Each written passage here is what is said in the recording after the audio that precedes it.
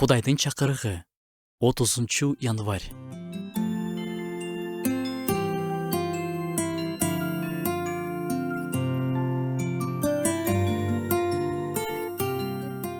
Бардыгын сынагыла, жакшысын кабыл алгыла. Кыска, бирок өзүнө көп нерсени камтыган аят. Бул жерде Кудайдын жолунда жүрүүнүн толук программасы деп койсок да болот. Бардыгынан шектене бергенге чакырык эмес. Же тескерисинче, бардыгына жол бере берүүгө да чакырык эмес. Бул руханий кыраакылыктын жана Кудайга берилгендиктин жолу. Азыр маалымат өтө көп, окутуулар да көп. Меники чын деген окутуучулар андан да көп. Ошондуктан жогорудагы аят өзгөчө актуалдуу. Бардыгын сынагыла деген бул чакырыкка олуттуу карашыбыз керек. Сынагыла. Бардыгын Кудайдын сөзүнүн негизинде сынагыла.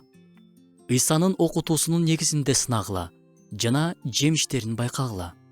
Руханий тажрыйбаларды, пайгамбарчылыктарды, атүгүл кадыр барктуу насаатчынын берип жаткан маалыматын да Кудайдын сөзүнүн негизинде сынашыбыз керек.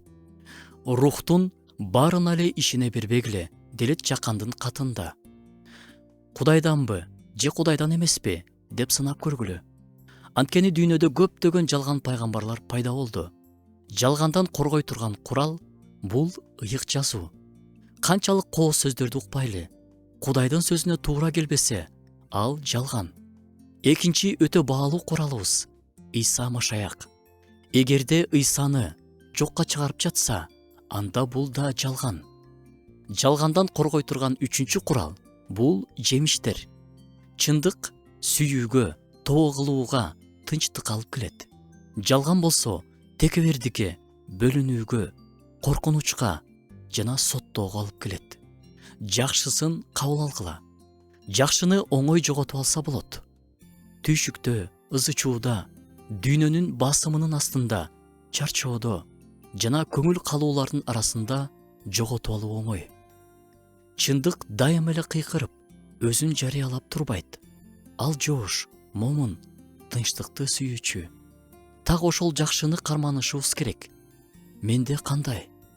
Жашоомдо мен адамдардын оюна көп карманамбы? Же Кудайдын сөзүнөбү? Бардыгын сынагыла, жакшысын кабыл алгыла. Жаңырган көп үндөрдүн арасынан өзүбүздүн Теңирибиздин үнүн айырмалап тааный алса экен.